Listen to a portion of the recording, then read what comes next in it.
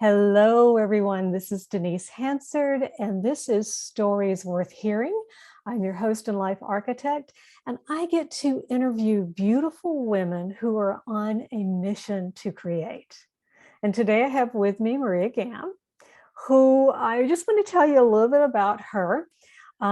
She comes from the corporate world. I mean, Fortune 500 corporate. We're talking big corporate here. And today she has her own company that, let me make sure I get it right, NMS Communications. And that's about coaching and training company. She's the founder and CEO. And she also has books. I mean, she just has this wonderful creative ability that she's going to tell you more about and how she got there. But she has several books, one called Healing the Corporate World, which is a best-selling book on there on Amazon, and others, Value-Based Leadership for Dummies. We all tend to need that. And then others, the Resiliency Journal and Gratitude Journal. So, one other thing about her that I want to tell you, she calls herself a global gypsy. And I know she's going to get into that. So welcome, Maria. Thank you so much for being on today.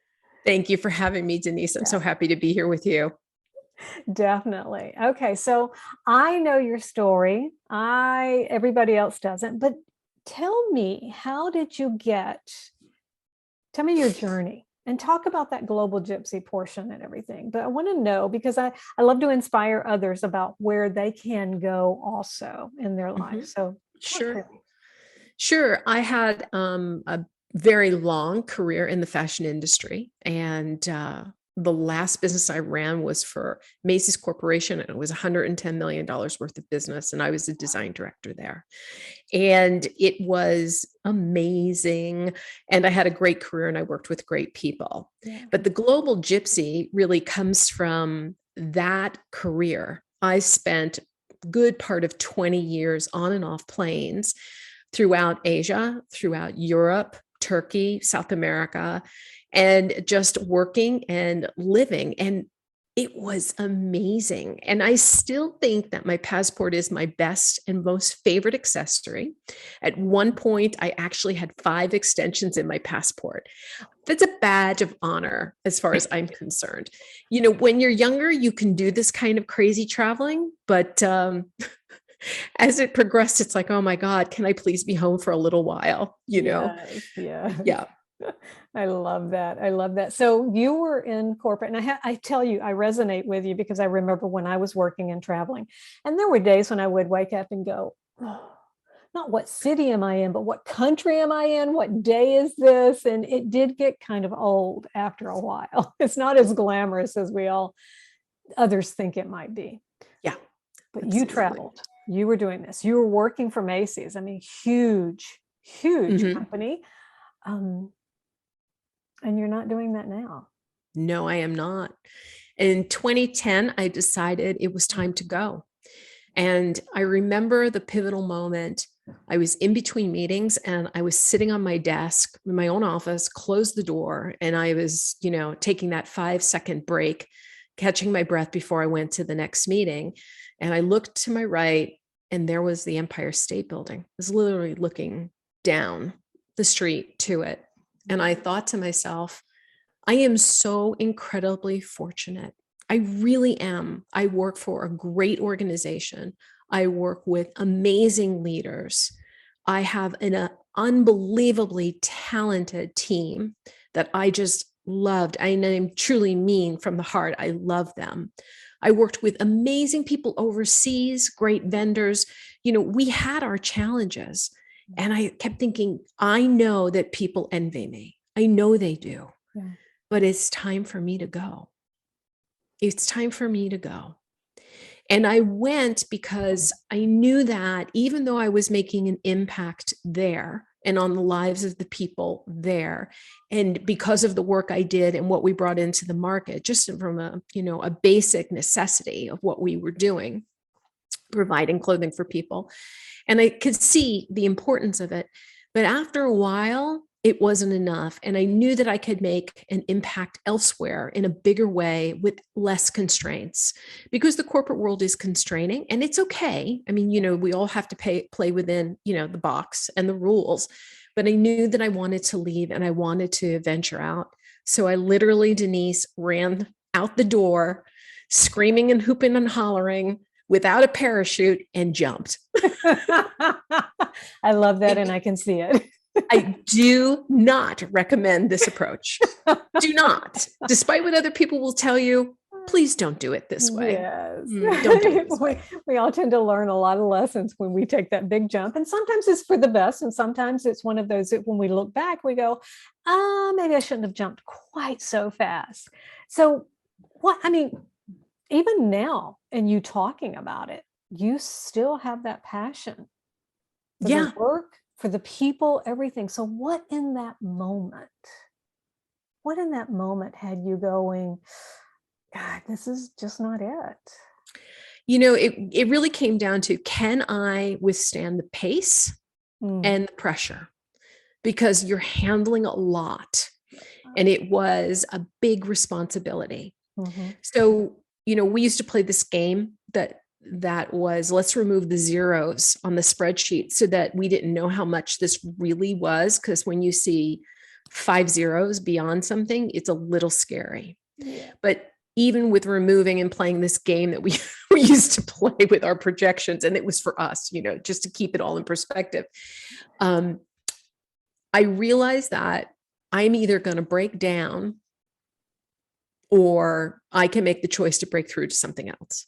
Nice. And it was no joke. I used to say to one of my friends, I think I'm going to end up in the hospital. And then there was this day that I had a very severe allergic reaction to a medication, and I had to have help leaving the office. They wanted to call an ambulance.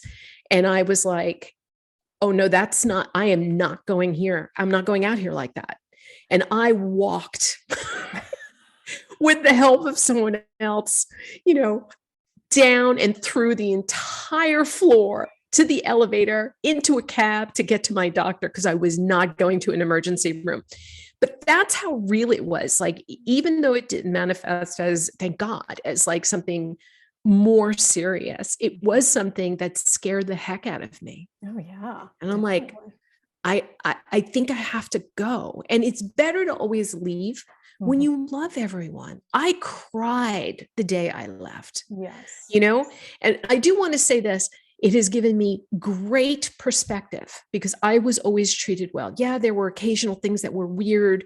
I had, several crazy bosses in the beginning of my career. Mm-hmm. All of that is very true. But doing consulting work now, boy, oh boy, do I see bad behavior. And I thank God that I know the difference, and I come from a place of knowing the difference. Good for you. Yes, there is still some bad behavior out there, and some days I wonder if it's not getting worse,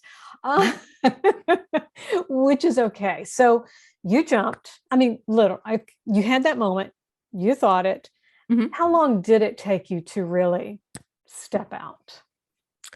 I stepped out immediately, but I didn't really know what I was doing. I went into a container that I thought was where I should be, but the container, I just didn't fit the container. I think that's probably the best way, and be like, this does not feel right.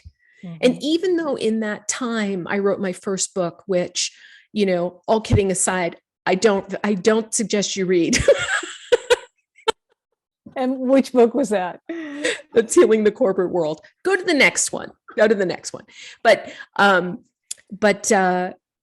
I just, even though I wrote a book in that time, it was the practice of putting myself out there in a different way. Because when you leave a corporate environment, you lose your identity. Yeah. You lose your structure.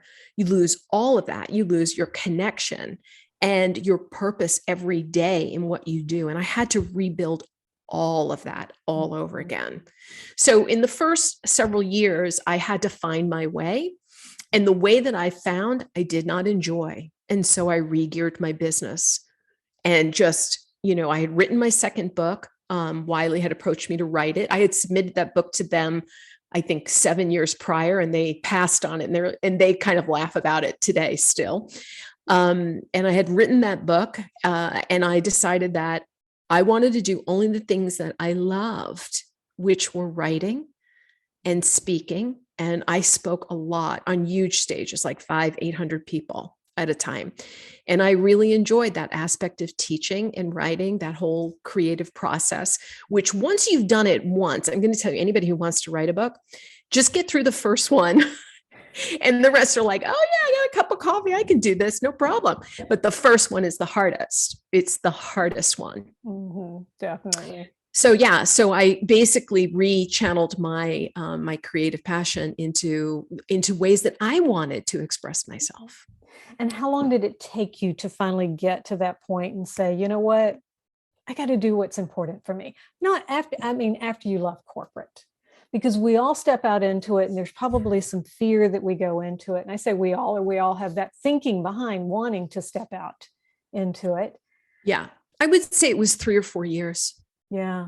Yeah, 3 or 4 years. You know, I'm going to be honest, I really tried very, very hard, but it just wasn't the container that fit me. And it's okay. And this is what I want to say to people is, it's okay if the first dress you try on doesn't fit. Yes. Yes. You know, it's learning. Yeah. And I want to go to everybody and say, Maria's talking kind of lingo that we talk within these coaching programs and things like that. Container. It's that thing that you do, basically, your career, your passion, your purpose, and everything. It's that thing or activity that you're doing, just to give you an idea. Thank you, Denise. I love it. I love it. So you went from corporate, from everything that people you loved and everything, until you basically created a moment in time when you thought you were about to just totally lose your life. Mm-hmm. And that was kind of the universe, God, whatever you want to call it, going, hey, Maria. And you decided, okay, I'm out of here. Yep, that was it. And then you went into writing. Yes. Okay. And I know you still write today, because I know you still have those books. And like I said, I've read a couple of those and love them. And they're not just, oh, wait, you just got to go find them. Find Maria Gamb. Yeah, just go find them. Yeah, go find them. So the whole writing thing, you know, when I was a kid, Denise, I would write stories. Yeah. All the time. And even when I was 25, I just recently had one of my dear friends over for dinner, and she brought this book that I wrote, like hand wrote, with old photographs. And it's Mimi and Babette go to the beach, right? Our French alter egos. And so even at 25, I was doing it. And I always wanted to write, but I thought, who am I to write anything? Who am I to do this? So here's what happened. Like, that first book was like my calling card, but not in the way that I thought it would be. What it did was it established me as an expert in value-based leadership. So when Wiley came and found me and asked me to write the For Dummies book, I said to them, why are you asking me to do this? I said, you do know I submitted this manuscript, you know, years ago. And they're like, of course, you know, this happens, but we're here now. And you're, by the way, you're writing for Forbes at the time, and you're considered an expert in value-based leadership. So of course we would like you to write the book if you're interested. And I always wanted to rewrite that first book. So I had my opportunity. Yeah. And long story short, because I was writing for Forbes and this book came out and I was speaking on stages, lo and behold, I now have a literary agent who's like, oh, Maria, by the way, I'm reaching out to you because, and I didn't find her, she found me. Oh, wow. And she's like, will you write books on resiliency? She goes, I know your story. I heard it from your editor at Forbes, you know, about your husband, you know, going through 8 years of cancer. I can't imagine anybody better to write this book. And because you come from a corporate background, you're really speaking to people about the challenges of life. And I'm like, yeah, I'm there, go and do it. It was awesome. And then quickly thereafter, they're write the gratitude journal. So this was like happening during COVID, which was crazy. Yes. So, but it was great. And it really fed my soul. And it made me realize that one of my superpowers is writing and storytelling. I mean, I kind of knew it, but now I know it. Yeah. Now I know it. Like, you can't unknow it once you really know it. Yeah. Yeah. Okay. So you mentioned your husband. All right. Yes. And I know the story, but I want you to kind of tie in the Global Gypsy, meeting him. I want everybody else to hear this because we need to be open to however it happens. Yeah. So, needless to say, I spent most of my time overseas through my 20s and my 30s. And when I left corporate, I skid to a stop, and it was crazy to me that I wasn't getting on a plane. Like every couple of weeks, I'd be like, why is my suitcase not out? And don't I have to, like, I would keep checking my calendar. Don't I have to be somewhere? So it took a while to get over that. But what it did was it slowed me down enough to actually meet the man who is now my husband. And he also had a crazy life. And so what we discovered on our first vacation is we're sitting in Mexico and we're looking at each other's passports, and we realize that we've passed each other in the world for 20 years, right down to the noodle bar at Narita Airport in Tokyo. Oh, you are kidding me. No, I'm not kidding you. Right down to passing through London Heathrow on the same day when he was married to his then wife. You know, they got divorced shortly thereafter. But it was crazy because what we realized is we had crisscrossed. Even here in New York, I was living on the east side of Central Park. He was living on the west side of Central Park, same street. Oh my Same gosh. street. And we never met.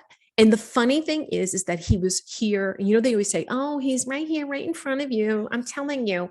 And yes, I did make that sound and that noise, but it's the truth. He was right here. He was right here. And I never saw him. Never saw him. He was right around the corner. When I moved back, I lived in Australia and worked in Australia for 5 years. Great time. Awesome experience. When I moved back, he was at the cake shop around the corner from my apartment getting his wedding cake, and I never saw him. That and at that time, I had a friend saying to me, he's only 15 feet away from you. And I'm like, well, he literally was only 15 feet away from me. So we laugh about this because we think, well, how come we didn't meet earlier? Well, the truth is I was moving a million miles an hour and I was not ready to have him in my life. And he was moving a million miles an hour, was in a marriage, got divorced. And then once he was divorced, we found each other. I would not have him in my life if I had not stopped working corporate. I know I would have never slowed down enough to see him. Yeah. So you left corporate and suddenly things began to shift in your perspective. Oh, absolutely. Yeah. Absolutely. Yeah. Yeah. You're more, I know that I was more open to it. But it was an adjustment. And I'm not going to lie, being a very independent person for all these years, we're now together 12 years and I am now finally used to having a man in my house. On most days. Yes. Oh, that's wonderful. That's wonderful. And I love your journey. I love everything about it. So is there anything else you want to touch on with that? Because I love how the Global Gypsy has come in. I love Val, your husband. Sorry, I probably shouldn't mention his name. That's not his real name, everything. And the challenges that you've gone through. Was there one challenge that was more challenging than the others? Absolutely. And it's funny because I rarely talk about this, but it just keeps coming up these days. Yeah. It took 3 years before I would let him propose to me. I just was not interested. I loved him. We were living together. I was just like, I don't need to get married. I love you. I don't need any paper or stamp or your name on my underwear, or anything like that. I'm good. And oh, excuse me. I'm so sorry. Okay. And he's calling you. Yeah, probably. He waited until I was ready and he asked me to marry him. And I said, yes. And I couldn't believe that I did. I did say yes. And then 9 days later, he was diagnosed with stage 4 cancer, leukemia lymphoma. And, he basically gave me the out, but I didn't take it. And I stayed with him through the whole thing. And his journey was 8 years. And I will tell you this, you learn if you're somebody who's fiercely independent, you think, oh, I could never allow anybody in my life. One, you will be surprised how much you can actually allow yourself to love someone, allow someone to love you. I can tell you. firsthand that, but also the depths that you will go to for that person that you love, like no matter what, at the end of the day, we are all just human beings and we're not invincible. The way the ecosystem of this world is set up is that we do need to be in relationship with other people. And you can take that any way that you want, but your gifts, all different kinds, including love, come through other people. Yeah. So, having that, having relationship and being open to relationships of various types allows you to find the connections in your life and your people and your tribe and, your person. Or, if you're a Friends fan, it's like, when Phoebe calls the person that she's with her, your lobster, you find your lobster. I love it. I love it. So guys, that's Maria's story. That's her journey. And that's how she's created the life that she has now. So Yes. one word, one phrase that you want to leave everybody with. Every day, every single day, be grateful. No matter what it looks like, no matter what it feels like, just have gratitude for what you do have and not for what you don't. I love it. You're living an amazing life and you're not going to realize it until later on. Yeah. Oh, that's beautiful. That's wonderful. So if someone wanted to get in touch with you or follow you or whatever, how could they do that? You can find me on Instagram. And so it's Maria_Gamb, my last name. You can also find me on LinkedIn. I spend more time there than anywhere else. And you can find me under my name. And also I have the Value-Based Leadership newsletter. So please subscribe and join me there. I give away a lot of stuff in that arena. So those are basically the two ways that you can find me. Great. And everybody, I'm going to put this down in the description box below. So please check that out because it's Maria, Maria, Gamb, Gamb. So thank you so much for sharing your story and being so vulnerable with all of us. I really appreciate it. And everyone, this is Stories Worth Hearing. Thank you for listening. I'd love for you to share it, like, subscribe, and until next time, see you later. Thank you, Denise. Thank you.